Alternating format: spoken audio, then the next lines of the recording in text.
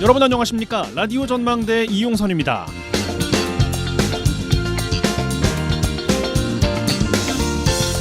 정부가 5년 동안 1,000억 원을 지원하는 글로컬 대학 32기 사업을 유치하기 위한 대학들의 총력전 이어지고 있습니다. 전남에서는 목포대와 지역 공공형 사립연합이 예비 지정됐고요. 오늘 대면 평가를 가졌어요. 지난해 고배를 마신 전남대 올해 본 지정을 위해서 절치부심하고 있습니다. 목포대는 전남 도립대와 통합에 이어서 세계 유일의 글로벌 해양 특성화 대학을 목표로 내세우고 있고, 지역 공공형 사립연합인 동신대 초당대 목포과학대, 지역 공공형 사립연합대학 UCC를 출범시켜서 나주 에너지, 신안의 해양수산, 무한 항공 등 맞춤 인재 개발을 하겠다는 방침입니다.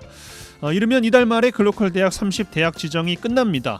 교육부 단일 사업으로는 최대 규모입니다만 예산 확보와 사업의 지속성에 대한 우려가 나오고 있고, 글로컬 대학 선정 지원의 목표와는 다르게 통합 외에 지정 방법이 많지 않은 지방대학이 자치 혁신이라는 알맹이보다 통합이란 형식으로 치우칠 수 있다는 목소리도 나오고 있습니다. 돈줄을 가지고 대학을 줄 세우게 한다는 비판은 지속적으로 나오고 있고요. 지역도 살고 대학도 사는 세계 속의 대학 육성이라는 본래의 목표를 이룰 수 있는 실효성 있는 지원과 육성이 이제부터는 필요하지 않나 생각됩니다. 오늘 라디오 전망대가 준비한 소식입니다. 지역 소식들 뉴스 브리핑 통해서 들어보고요. 매주 화요일 코너 언더독 문화산책 이어집니다.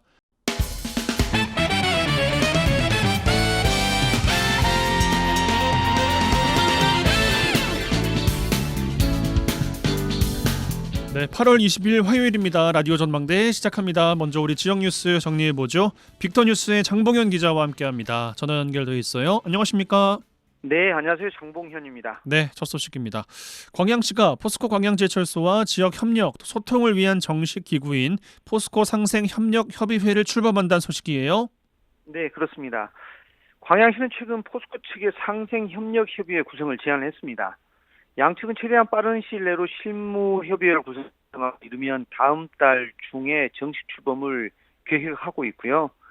이번 포스코 상생협력협의회는 광양시와 포스코 간에 발생하는 다양한 의견을 취합해서 논의하는 일종의 소통창구 역할을 할 것으로 보입니다. 그동안 양측은 협력이 필요한 사안이나 각종 민원이 발생할 경우 담당하는 부서가 엇갈려서 협상에 좀 어려움을 겪어왔었거든요.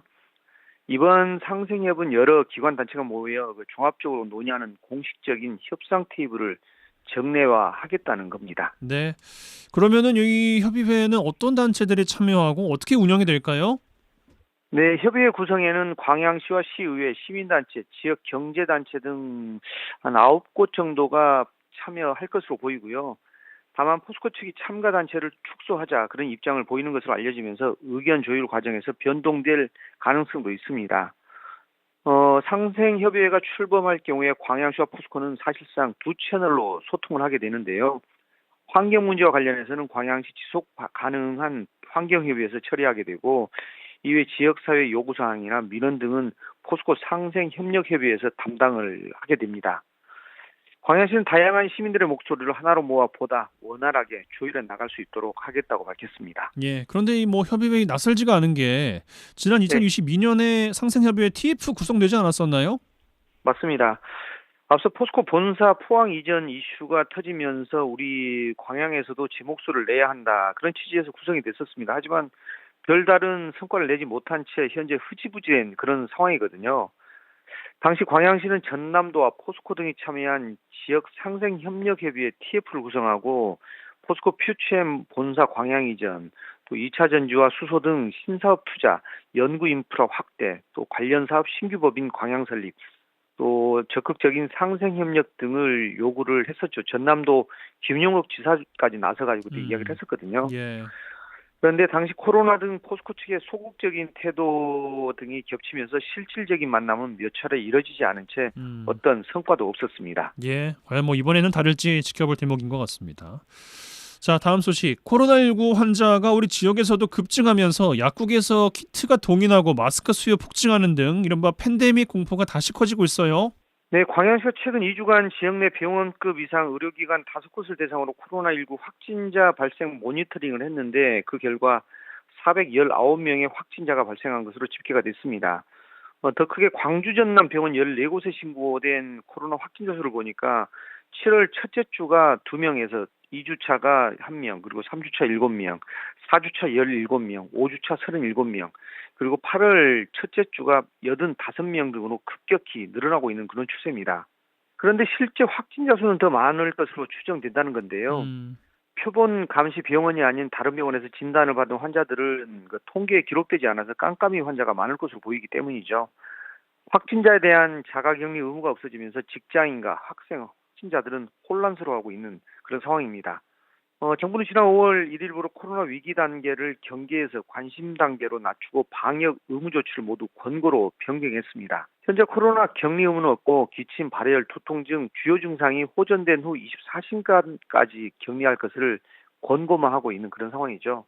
그래서 코로나 확진 환자가 급증하면서 약국에는 최근 진단 키트를 구하는 손님이 부쩍 늘고 있다고 하는데요.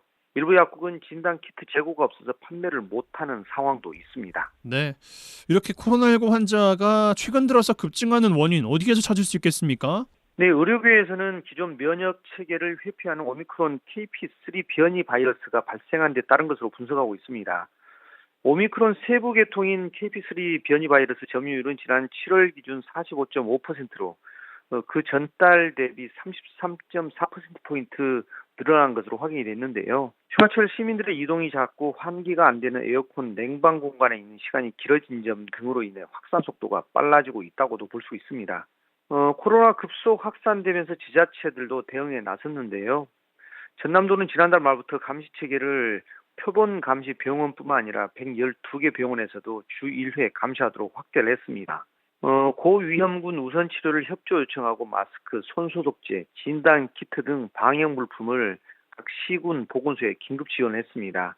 또 오는 10월부터는 65살 이상 어르신 또 면역 저하자, 감염 취약시설 입원자와 입소자를 대상으로 코로나19 백신 무료 예방접종도 실시할 방침입니다. 네, 알겠습니다. 자, 순천으로 가겠습니다. 편의를 봐주겠다면서 건설사의 금품을 요구한 혐의를 받는 현직 순천시 의원 구속됐어요. 네, 전남경찰청 반부패 수사대는 특정 범죄 가중처벌 등에 관한 법률 위반, 뇌물을 받은 혐의를 받는 최병배 순천시의원을 지난 16일 구속했습니다. 최 의원은 지난 4월 순천의 한 공사 현장에서 민원 편의를 봐주겠다는 명목으로 건설사에 수천만 원을 요구한 혐의를 받고 있고요. 최 의원은 도시건설위원장 재임 당시 업체의 민원 해결 등 편의를 봐주는 대가로 건설업체로부터 9천만 원에서 1억 원 상당의 금품을 받거나 받기로 약속한 혐의로 경찰 수사를 받아왔습니다.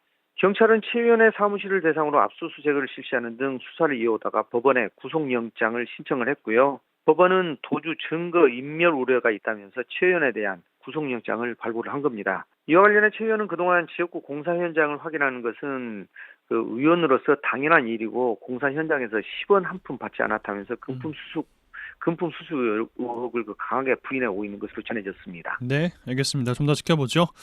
자, 마지막 소식. 불법 치료 외국인 여성들에게 돈을 빌려주고 성매매 업소를 알선한 보도방 업주 등 일당이 무더기로 경찰에 붙잡혔다는 소식이에요. 네, 전남경찰청 형사기동대는 보도방 업주 39살 A씨를 대부업법 직업안정법 위반 혐의로 구속을 했습니다. 경찰은 범행에 가담한 공범 6명과 불법 체류 여성 6명, 또 마사지 업소 운영자 22명에 대해서도 불구속 입건을 했고요. A씨는 지난 2월 순천과 여수 일대에서 SNS를 통해 돈이 필요한 불법 체류 외국인 여성을 모집해서 연최고 1000% 상당의 고금리로 돈을 빌려주고 자신들이 운영하는 보도방을 통해 성매매를 알선한 혐의입니다. 경찰은 또 지난해 4월부터 순천에서 불법 보도방을 운영한 37살 B씨를 특수상해 직업안정법 위반 등의 혐의로 구속하고 공범 2명에 대해서도 불구속 입건을 했습니다. B씨는 이권 다툼을 벌이던 경쟁업주들을 상습적으로 폭행, 협박하고 유흥업소 등의 여성 유흥 접객원을 알선 공급한 것으로 조사가 됐습니다. 네, 알겠습니다. 뉴스브리핑 빅터뉴스의 장봉현 기자와 함께했어요. 고맙습니다. 네, 수고하셨습니다.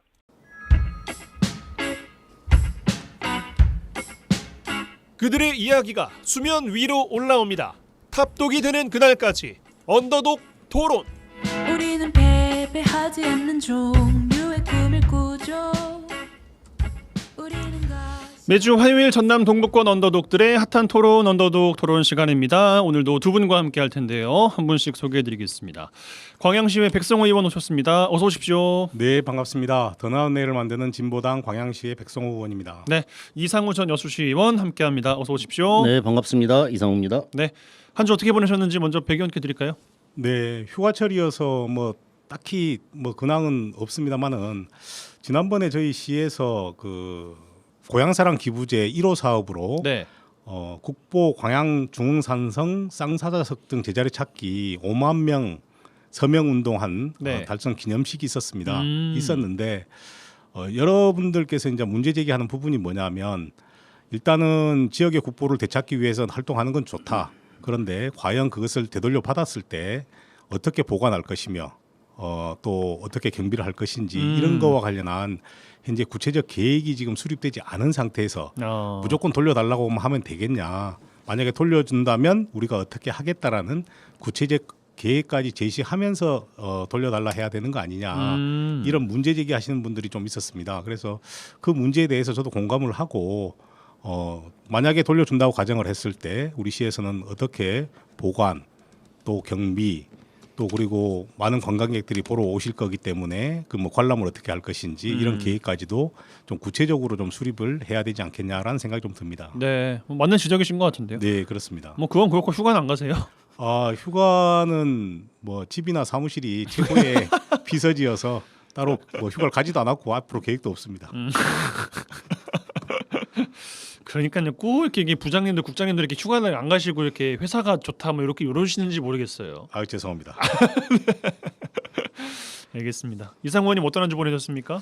그 지난주에 이제 제가 지금 전남 여성 인권 지원센터 그 대표를 맡고 있지 않습니까? 네. 그 법인 사태 후에 이제 거의 이제 안정화가 돼서 이번 8월달에 활동가 회의를 처음으로 개최했습니다. 활동가 회의. 예, 저희들이 부설 기관이 세 개 기관이 있는데 이게 사례 공유를 하는 저희 회의거든요. 네. 세 개 기관에서 있었던 사례를 공유해가지고 좀 더 나은 케어를 할 수 있도록 피해자 여성분들에게 그래서 저도 뭐 인사말 하면서 그 일단 이게 기록이 중요하거든요.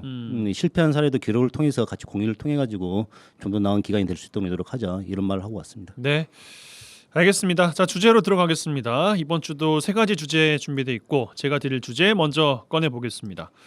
뭐 의대 이야기 한 주간 뭐 핫합니다. 뭐 지난주부터 계속 핫해서 이 이야기 안 할 수가 없을 것 같은데 순천의 김문수 의원께서 순천대의 전남도 의대 신설 공모에 불참하자는 입장을 낸 지 4개월 만에 참여해야 된다는 입장을 바꿨습니다. 지역에서는 파문이 일고 있고 뭐 지역 국회의원마다도 셈법이 조금씩 다른 것 같습니다. 뭐 어디가 지금 뭐 손을 잡은 것 같네 뭐 이런 이야기가 지금 난무하고 있는 실정인데 뭐 순천의 이봉남 의원 안 나오신 김에 두 분은 또 어떻게 보고 계신지도 좀 궁금하고 그래서 좀 꺼내봤습니다.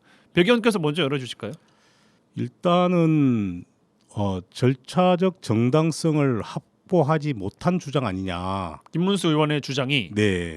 왜냐하면 이전에 분명히 순천시장, 의장, 총장, 뭐 지역구 국회의원들이 다 같이 해서 5월 7일 날 오자 합의를 통해서 전남도의 일방적인 단일의대 공모 강행에 대해서는 반대한다는 이 공동 입장문을 발표를 했는데 이번 같은 경우는 만약에 예를 들어서 그걸 선회한다 하더라도 똑같은 구조 속에서 논의하고 이렇게 하는 것이 맞는데 혼자서 그냥 이거 아닌 것 같아요. 그냥 공모에 참여해야 됩니다. 이렇게 이야기하는 것이 저는 정당성을 확보하지 못한 주장이다. 먼저 이렇게 말씀 좀 드리고 네. 그리고 의대 유치와 관련해서는 우리 전남도민의 수건 사업입니다. 저는 항상 이 의대 관련한 우리 주제가 정해질 때마다 가장 안타까웠던 것 중에 하나가 왜 지금까지 의대가 없었던 전남도에 목포와 순천이 그 하나를 가지고 정말 이렇게 치열하게 싸워야 되느냐. 이번에 그 의대 관련해 가지고 정원 2,000명 늘렸지 않습니까? 네. 확인해 보니까 2025년도에 신입생 모집이 한 90% 정도가 됐습니다. 정원 대비 90%가 모집이 되었는데 거기에서 2,000명 중에 한 200명 뚝 띄워도 목포하고 순천하고 싸우지 않고 같이 의대를 양쪽에서 다 설립할 수 있는 방안을 좀 모색했으면 좋았을 걸 하는 후에 지금이라도 혹시 늦지는 않았는가? 늦지 않았다면은 그렇게 좀 했으면 좋겠다. 예를 들자면 전남을 지역구로 둔 국회의원들 그리고 전남도지사를 비롯해서 22개 시군 시장 군수들 뭐 도의원들 시의원들 쎄 부르지 않습니까?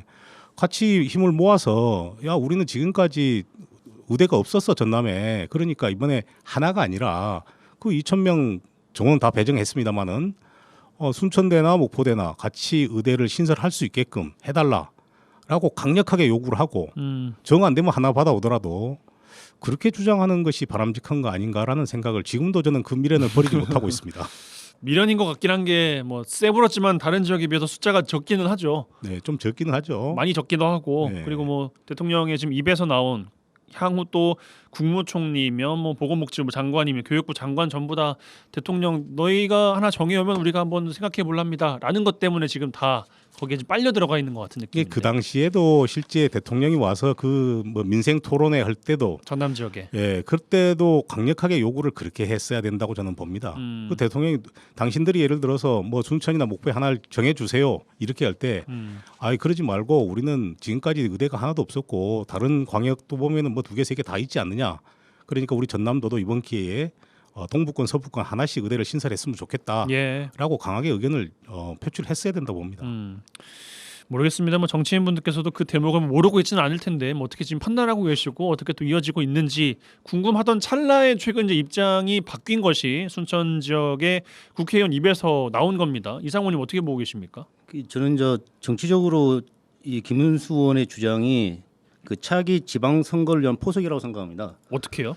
그러니까 지금 현 정부가 순천시에다 공을 많이 들인 건 다 사람들이 지역 주민들이 다 알고 있는 사실 아니겠습니까? 정부에서. 예. 근데 이제 김문수 의원 입장에서는 우리 지금 김명록 지사가 민주당 소속 아니겠습니까? 예. 그분이 같은 당의 지사가 하고 있는 행정 행위에 대해서 본인이 이걸 부정할 수 있겠는가? 아마 이런 부분도 있을 것이고. 같은 정당에서. 예. 그리고 아마 지금 현재 김문수 의원의 주장을 보면은 앞으로 노광규 시장은 절대 복당이 되지 않을 것이다. 이런 시그널일 수도 있습니다. 결국은 앞으로 왜 그러냐면은 지금 현재 김문수 의원의 주장이 혼자만의 주장이라고 하고 계시는데 조만간 시도 의원들도 결국은 김문수 의원의 주장에 동조할 수밖에 없는 상황이 됩니다. 그래서 특위를 지금 주목하고 있는 것이기도 하죠. 예, 조만간 발표가 순천시의회? 있겠죠. 근데 그렇게 되면은 결국 순천시장하고 시의회, 국회의원과의 싸움이 될 수밖에 없습니다.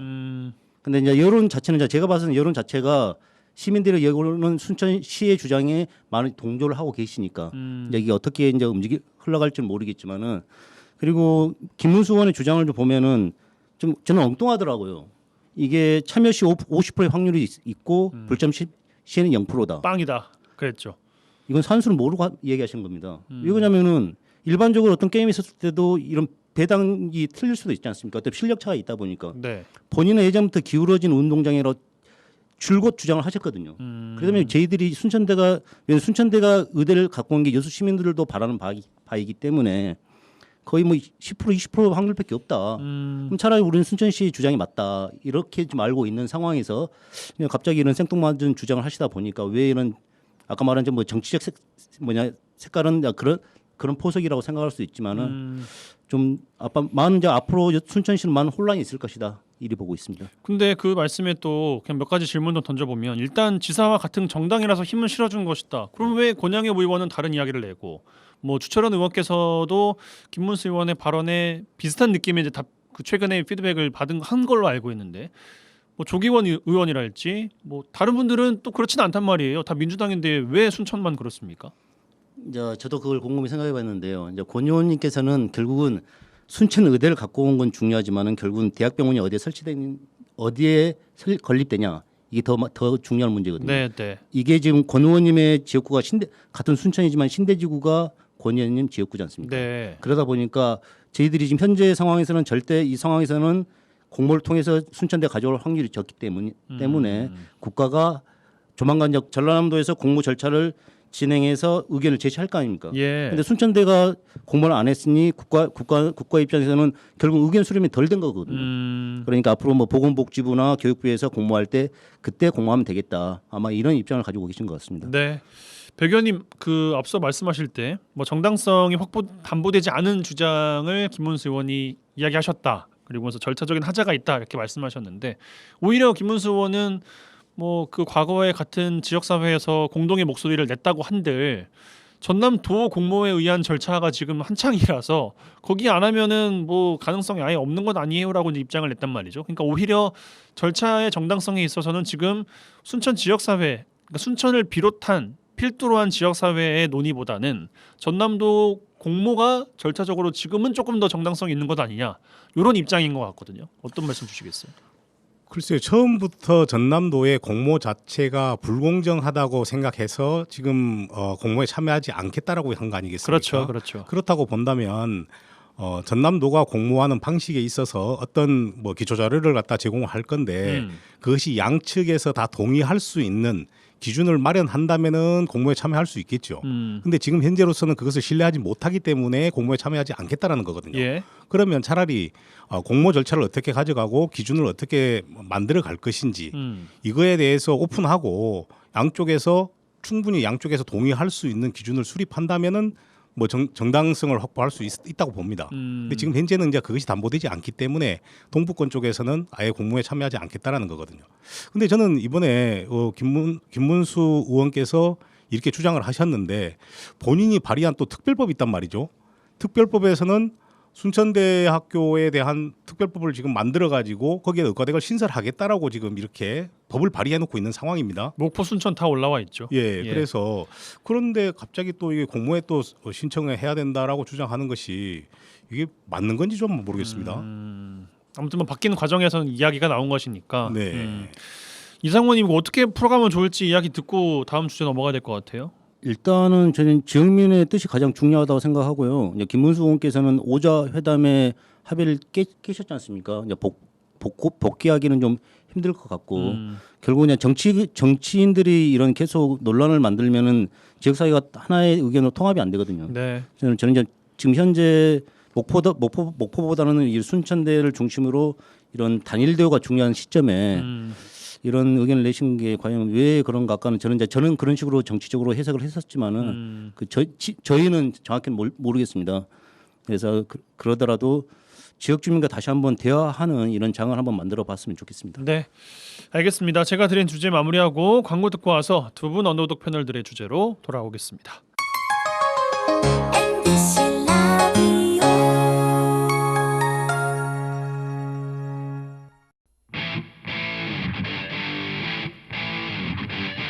젊고 당찬 시사 생활밀착 뉴스 이용선의 라디오 전망대. 여수 MBC 라디오 전망대에 함께하고 계십니다. 매주 화요일 코너 언더독 이번 주 광양시의 백성호 의원, 이상호 전 여수시 의원 두 분과 함께하고 있습니다.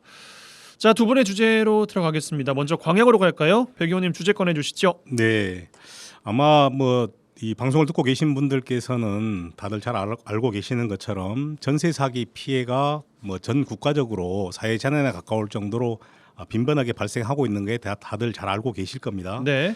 그래서 전남도에서도 전세 사기 피해자들에게 생활 안정 자금을 지급하겠다라고 해서 그나마 그 긴 가뭄 끝에 탄비 같은 소식, 또 전세 사기 피해자들이 그나마 좀 위로를 받을 수 있는 그런 소식을 7월 8일 날 전라남도 보도자료에 보면 생활 안전 자금을 지급하겠다라는 보도자료가 나왔었습니다. 네. 근데 당시에 그 보도자료 내용을 보면 전체 전세 사기 피해자로 결정된 분들에 한해서 전세 사기 피해자 이사비 지원을 받은 사람을 포함해서 모든 대상자들에게 이 안정자금을 지급하겠다라고 이렇게 보도자료를 뿌렸습니다. 그랬는데 최근에 관련해 가지고 생활안정자금 지원사업 가이드라인이라는 게 시군별로 해서 다 시행 지침이 이렇게 내려왔는데 거기에 보면은 좀 안타까운 소식이 있어서 이 전남도의 그 이중적인 행정과 관련해서 제가 오늘 좀 주제로 좀 정해봤습니다. 예. 뭐냐면은 실제 생활안정자금을 전세 사기 피해자들에게 100만 원씩의 위로금 성격입니다. 어찌 보면은 근데 주겠다라고 했는데 이번에 가이드라인에 보니까 지원 제외라고 해서 긴급복지지원법에 따른 긴급복지 지원을 받은 사람이나 그 전에 피해자 이사비 지원을 받은 사람은 차액분을 지원하겠다라고 했습니다. 그래서 결과적으로 보면은 긴급복지 주거비를 받은 사람들이나 이사비 지원을 받은 사람들은 이번에 생활안정자금 지원 대상에서 거의 제외됩니다. 그런다고 보면 현재 전남도에서 지금 생활안정자금 지원하려고 하는 분들 중에서 실제로 생활안정자금을 받을 수 있는 대상자는 거의 없습니다. 이 생색내기용 행정이다라고 해서 좀 강하게 좀 이야기를 좀 하고 싶어서 오늘 주제로 좀 정해봤습니다. 그럼 왜 이렇게 했을까요? 그러면 그러게요. 왜 저는 이게 나왔을까요? 그러면 아니 그러니까요. 몰랐을까요? 모르지는 않았을 거라고 봅니다. 그래요. 그 전에 보도자료 냈을 때도 마찬가지로 본인들이 보도자료 내면서 100만 원씩 3억 5천만 원의 생활안정자금 예산을 확보를 했고 실제 사람들은 한 뭐 708건이 접수돼서 473건이 확정이 되었었거든요. 예. 근데 당시만 보더라도 4억 7,300만 원 정도 예산을 확보를 했어야 되는데 그거보다 못한 3억 5천을 확보를 했었고 또 이후에 전세 사기 피해자로 결정되는 분들에게도 생활안정 자금을 지급하려면 충분한 예산이 있어야 됩니다. 근데 이번에 뭐 다행스럽게 한 6억 5천 정도의 예산은 확보를 했습니다. 해가지고 아마 결정된 분들에 대해서 생활안정 자금을 지급할 수 있는 정도의 예산은 되지만 결과적으로는 제외 대상을 빼고 나면은 실제 지원받을 수 있는 사람들은 거의 없다고 보시면 될 것 같습니다. 그리고 현재 전세 사기 피해액으로 보면은 평균적으로 최소 6천에서 뭐 최대 뭐 1억 원이 넘는 전세 사기 피해를 지금 당하고 있는 분들입니다.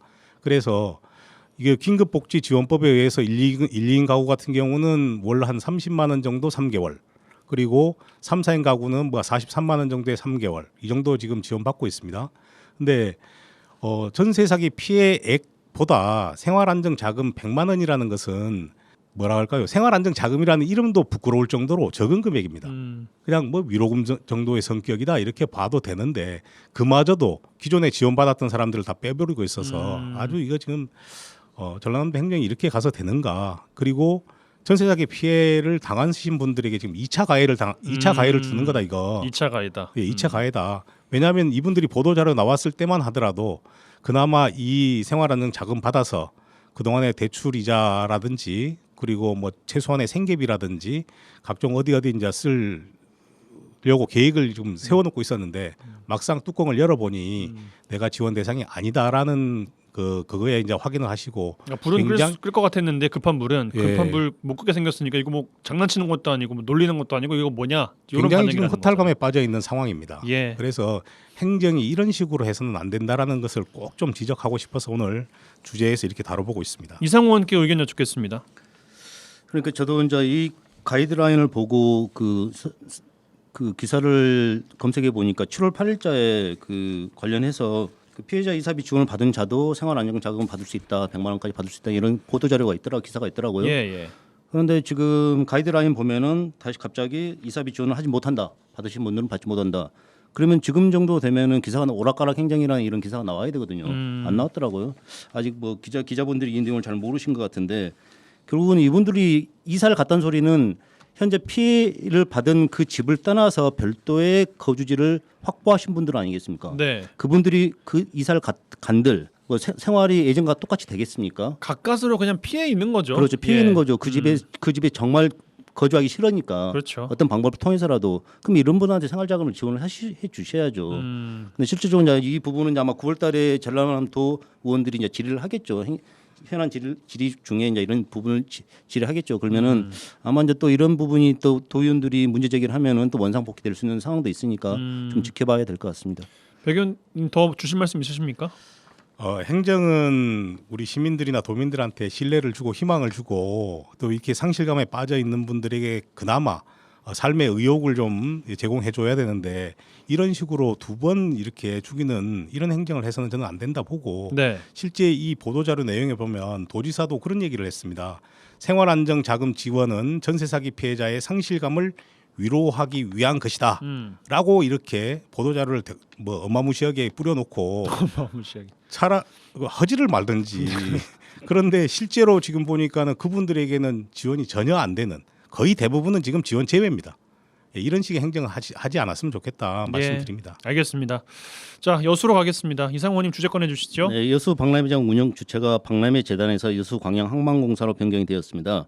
결국은 국가기관인 해양수산부에서 공기업인 여수 광양 항만공사로 박람회 사업 활용 주체가 변경이 된 것입니다.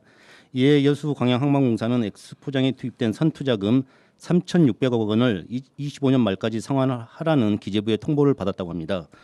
이에 여수서는 실천위원회와 여수 박람회 선투자금 회수 압박 저지 권리 시민 추진위원회 소속 300여 명의 시민들이 세종시에 있는 기재부로 항의 걸기 시민 대회를 다녀왔다고 합니다. 예. 그래서 오늘 이와 관련 얘기를 해볼 겁니다. 무슨 이야기 주고 싶으세요? 뭐 인터뷰도 다 나눴고 예. 뭐 우려하고 있는 지점이긴 한데 어떤 말씀? 저는 이제 주고 다른 관점에서 보는데 지금 이게 상황이라는 게 이제 시민들이 알아야 되는데 지금 엑스포장에 보면 베네치아 호텔과 유타 호텔 있지 않습니까? 네. 그 부분에 땅을 매각해서 그 매각 대금을 선투자금으로 기재부로 상환한 이런 방식이거든요. 그래서 이런 방식을 하다 보니 이제 1,000억 정도 갚고 3,600원의 선투자금에 이제 상환 금액이 남아 있는 상태고 예. 그때 작년에 이제 완전 인수를 했지 않습니까? 그 당시 엑스포장의 그 자산 가치는 8,700억으로 나왔습니다. 근데 이 땅을 여수광양항만공사는 3,600억을 납부하는 조건으로 인수한 거거든요. 예. 결국은 자산 가치로는 한 500억 정도 이득을 본 거예요. 그래서 이런 부분에 있어서 그런데 이 3,600억의 선투자금 상환 자체는 이게 뭐 10년 분할 상환이든 뭐 25년 말까지 주든 이것은 여수광양항만공사 할 일입니다. 굳이 여수시나 여수시민들이 관여할 문제도 아니고 여수시민들은 관여할 부분은 내년 초에 나올 마스터 플랜이 있거든요. 이게 과연 저희들은 이제 이 강남의 정신이 있느냐 없느냐. 공기업이다 보니 이게 이익을 따지거든요. 그 저희들은 대의를 지금 요구하고 있지 않습니까? 박람회 사활용을 여수 여시리에서 주장한 대로 이런 부분을 대의를 따라가야 되는데 과연 이분들이 그럴 것인가? 이것을 두고 지켜봐야 될 상황이거든요. 예. 그리고 최근에 이분들이 항의 방문하면서 300여 명의 시민들이 올라갔습니다. 그럼 결국은 그 비용도 본인들이 걷어서 가는 게 이게 순수성이 있는 거거든요. 참여하신 분들이 네, 참여하신 분들 400여 명의 버스가 한 10대 정도 올라갔었거든요. 예. 그럼 결국은 이 비용도 그 여수시가 저희들이 보조금을 주거든요. 여수시에서 그 보조금하고 여수시가 또 버스 비용을 한 1,000만 원 정도를 보조를 해줬더라고요. 아 여수시에서 보조를 해줬어요. 결국 이것은 관제 대모를 한 거거든요. 취지는 그건 이런 몰랐어요. 취지는 아니었겠지만은 그분들은 그 대전 박람회 사활용이 문제점이 많지 않습니까? 예. 거기 현장 견학 가는 김에 이걸 어. 했다는데 굳이 가서 이 부분 여수 시민들이 해야 될 부분이 아니거든요. 여수시도 실질적으로 광양항만공사가 주체이다 보니까 여수시가 해야 될 일도 별로 없거든요. 근데 굳이 여수 시민들이 300명이 나서서 하려면 순수성 있게 하려면 본인들 비용으로 했었어야죠. 이제 이런 문제도 있고 그래서 이제 저희들은 아까 이야기했지만 여수 마스터 플랜이 나온 내년이 중요하다. 이거 어떻게 할 것인가? 어떤 마스터 플랜이 나올 것인가? 결국 이분들도 3,600억의 비용을 갚기 위해서는 민자 유치를 하든 부지를 매각해서 그 부분을 갚아야 될 문제거든요. 이제 이런 문제를 저희들이 진짜 두눈 뜨고 여수 시민들이 이익되는 방향으로 이게 마스터 플랜이 나와야 된다. 이런 부분을 좀 더 지켜봐야 될 것 같습니다. 일단 뭐 여러 가지 말씀 주셨는데 그 여수시 지원금에 1,000만 원이 들어간 관제 대모였다는 말씀을 하셨습니다. 네. 예. 요거는 몰랐던 부분이거든요. 네. 요게 왜 문제가 될 수 있을까요? 실질적으로 이분들이 가는데 이것은 목적이 있어야 되거든요. 예. 근데 이분들이 뭐 3,600을 선투자 금액을 분할 상환하게 해주라. 또 이런 주장도 하셨어요. 3,600억을 재투자해주라.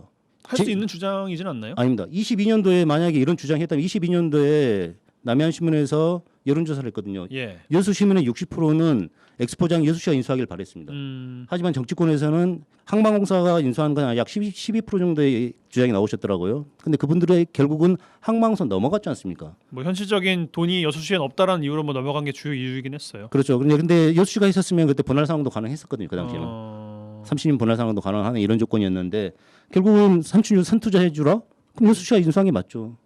합당한 주장을 하셔야 되는데 굳이 그까지 가가지고 3,600억에 대해서는 결국은 공사채를 발행하든 항만공사는 자산을 팔아서 하든 분명히 할 겁니다. 본인들은. 왜냐하면 본인들은 5천억 이상의 자산을 얻는 꼴이 됐는데 이런 주장하지 마시고 아까 말한 마스터 플랜이 어떻게 나올 것인가 이런 주장 이런 부분에 저희들이 계속 지켜봐야지 항만공사하고 기재부의 관계는 두 기관의 관계입니다.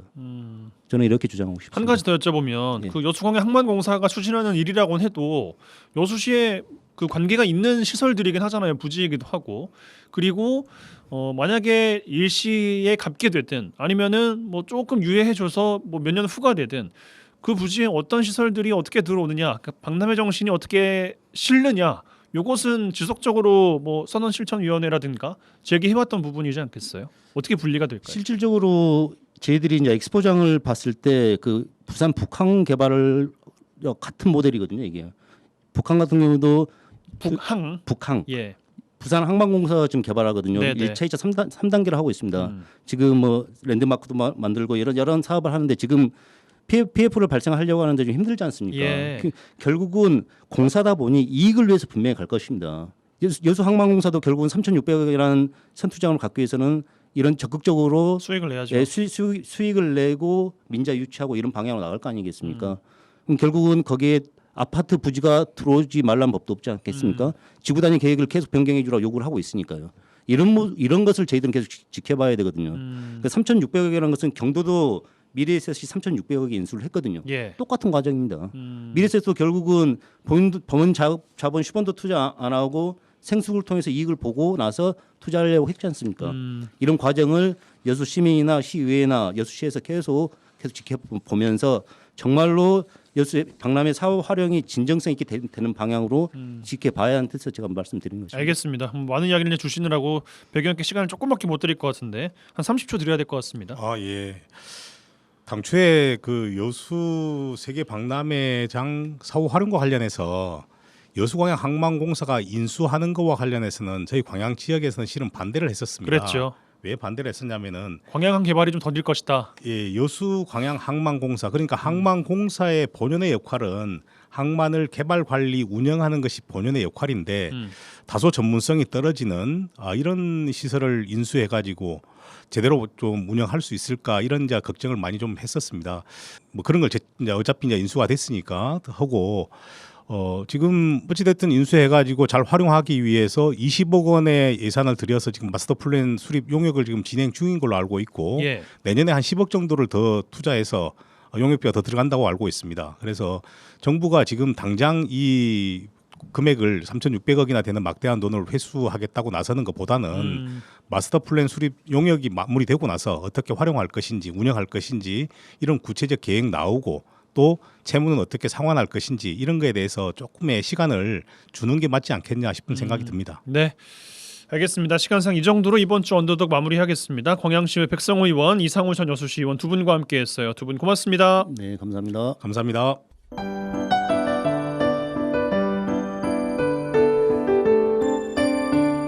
라디오 전망대 문화 산책. 네, 문화산책 시간입니다. 김지연 리포터 나와 계세요. 어서 오십시오. 안녕하세요. 예, 오늘 어떤 분 만나고 오셨습니까? 네, 소프라노 이보금 씨를 소개합니다. 때로는 성악가의 모습을, 또 때로는 뮤지컬 배우로서 무대에 따라서 다양한 매력을 선사하는 분인데요.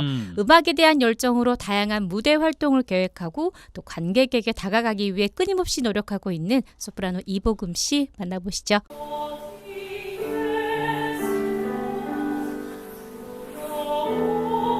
안녕하세요. 저는 소프라노 그리고 뮤지컬 배우로 활동하고 있는 이보금이라고 합니다. 반갑습니다.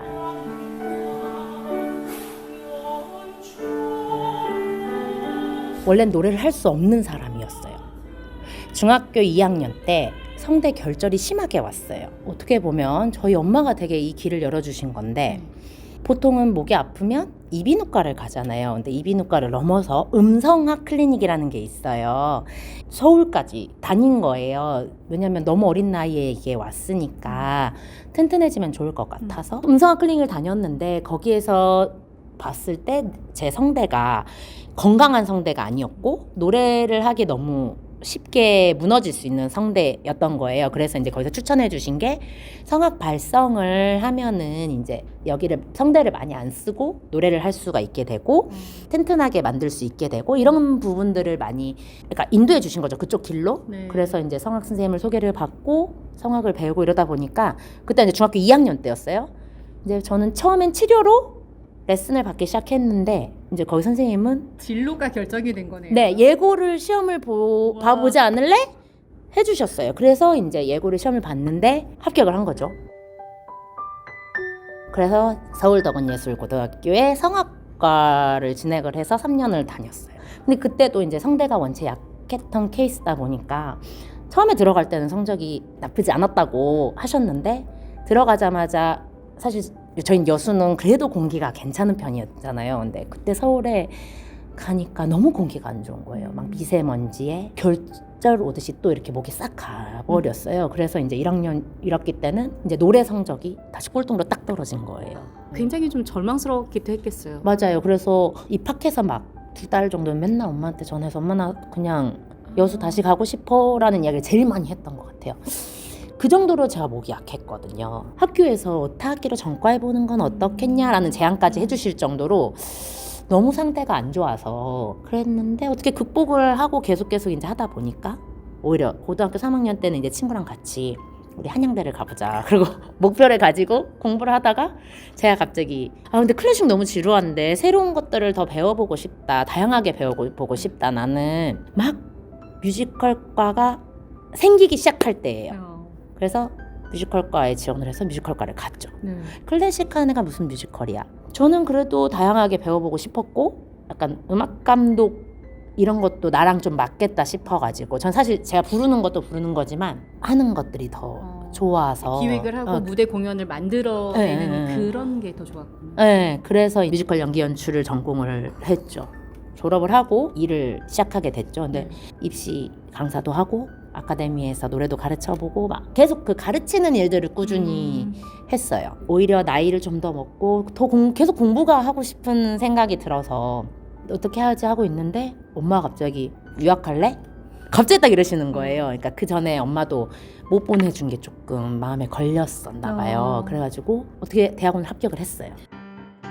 그러니까 그런 타이밍이나 이런 사람 관계들에 있어서 다 그렇게 잘 흘러갔던 것 같아요. 유학을 가자 해서 학교 합격해놓고 어떻게 1년 시간이 좀 비어서 그럼 학교 가기 전에 좀 영어권에서 좀 지내보는 게 좋겠다. 그래서 이제 호주로 1년 유학을 가게 된 거죠. 그러다가 한국에 일이 있어가지고 잠깐 나온 사이에 지금의 신랑을 만나게 돼서 이제 미국에도 좀 시끄러웠고 그래서 이제 한국에 어떻게 보면 정착을 해볼까? 남편을 만나면서 미국 유학을 포기하게 되고 여수에 이제 자리를 잡게 되는. 네, 그냥 이제 엄마 집에 있었던 거예요. 원래는 이제 제가 서울에서 한 10년 있었잖아요. 서울로 다시 가도 되는데 친구들도 다 서울에 있었고 친한 친구들도 서울에 있었는데 서울보다 여수가 더 좋았던 것 같아요. 너무 어릴 때 부모님을 떠나서 더 그런 것 같아요.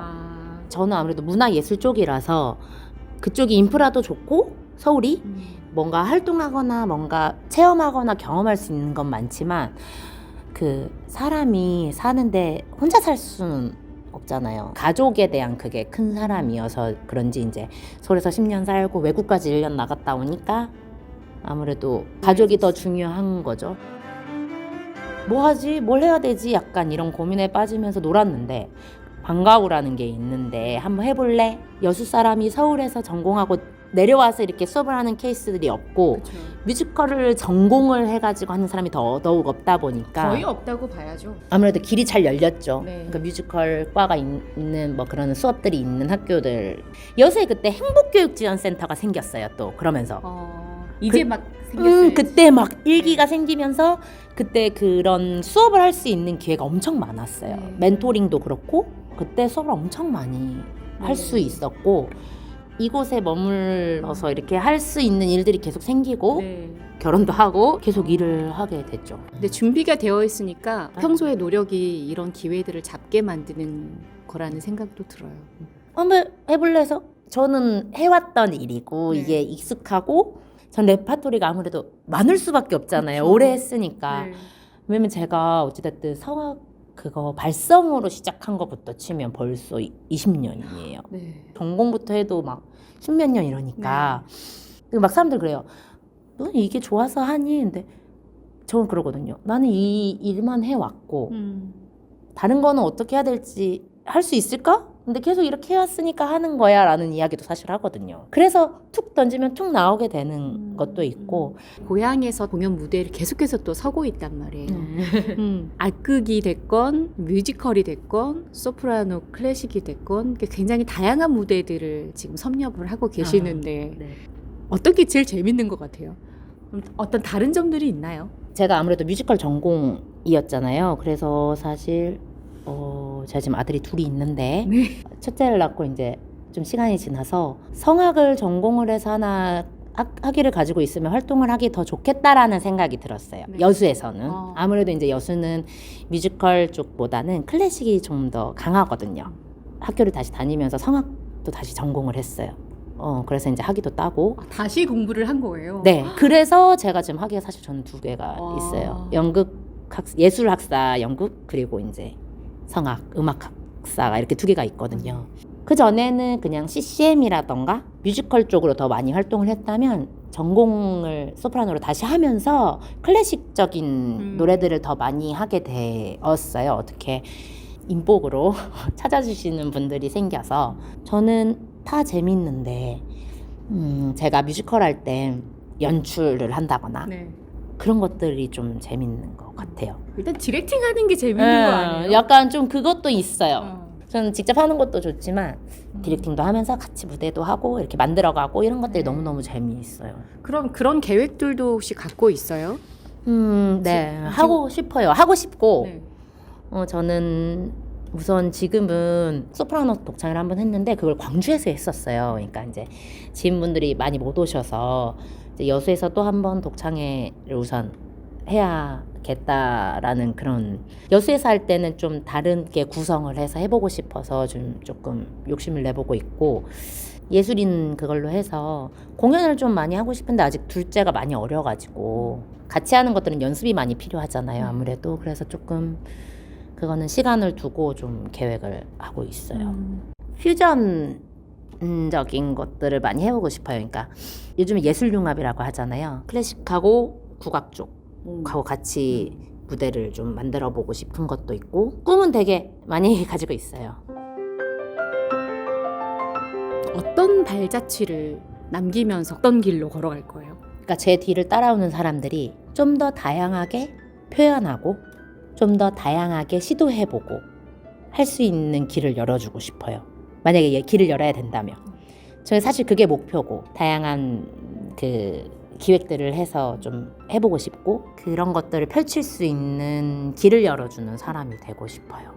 그리고 서울에서 내려와서 시키잖아요. 그렇지 않고 우리 지방에서도 충분히 할 수 있는 인프라와 이런 것들을 만들어주는 그런 사람이 되고 싶어요. 그러려면 이제 주변에 도움이 많이 필요하고 계속 이제 저도 열심히 해봐야겠죠. 네, 화요일 라디오 전망대 마치겠습니다. 이용선이었습니다.